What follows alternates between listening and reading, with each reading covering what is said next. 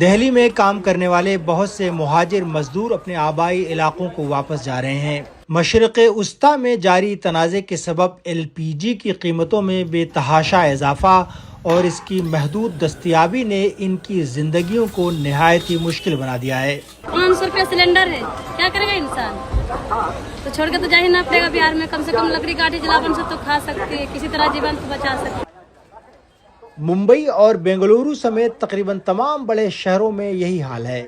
یومیہ اجرت پر کام کرنے والے ایسے مہاجر مزدوروں کے لیے کھانا پکانے کی گیس ایک بڑا خرچ ہے۔ قیمتوں میں اضافے نے انہیں اس بات پر مجبور کر دیا ہے کہ وہ شہروں کو چھوڑ دیں۔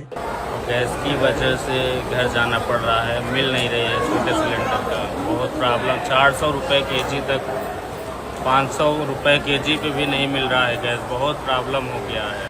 بھارت LPG درآمد کرنے والا دنیا کا دوسرا سب سے بڑا ملک ہے اور مشرق وسطی میں جنگ کے سبب فی الوقت اسے بدترین گیس بحران کا سامنا ہے۔